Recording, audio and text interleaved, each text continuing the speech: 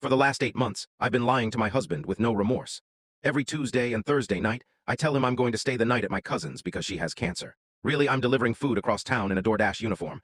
I'm saving for a Rolex, the one he's wanted for years. His birthday was in 2 months and I can't wait to see his face. Or at least I couldn't. I logged into the DoorDash app last Tuesday. My first order came through and it was my own address. I triple-checked to make sure my eyes weren't deceiving me. It wasn't just the fact that it was my own address. It was the fact that my husband had left for Chicago last night. A business trip, he said. He literally kissed me goodbye at the door that morning and said he'd be gone for a week. The house should have been empty. Why was someone ordering pizza to it? I stared at the screen. This had to be a glitch. Maybe a neighbor misclicked the address. Maybe the app just messed up somehow. I ended up taking the order anyway as it was easier than canceling. I picked up the pizza, pepperoni and anchovy and started driving toward my street. My mind was spinning the whole way. My husband had been traveling a lot lately. Twice a month, sometimes 3. Always for work, always last minute. I never questioned it because I was too busy with DoorDash, too focused on the surprise.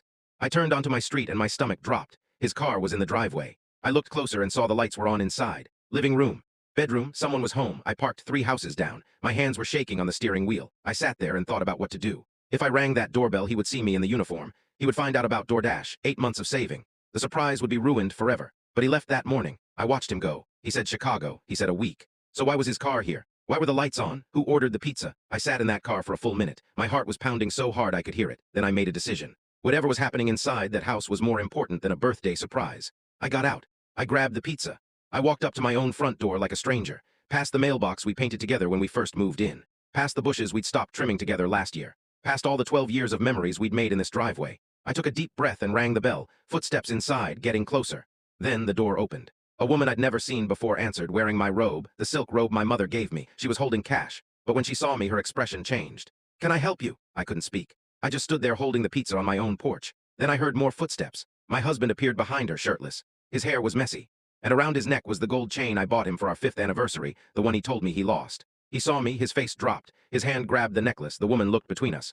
"Babe, who is this?" I found my voice. "I'm his wife, 12 years, that's my robe, and that's the necklace he told me he lost." She turned to him. "Wife, you told me you were divorced," he stammered. "Baby, let me explain. You told me she was crazy, that she wouldn't sign the papers." I laughed. "There are no papers. We had breakfast together 12 hours ago." Her face went cold. She reached into his jeans that were on the floor in the living room and pulled out his wallet. She handed the whole thing to me, cards, cash, everything. "Here's your tip. You'll get it all in the divorce anyway." She ripped the necklace off his neck and put it in my hand.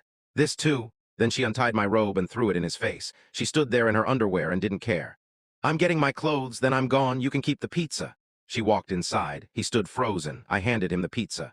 "That'll be $24.99. I took a photo and sent it to his mother, his boss, and the family group chat.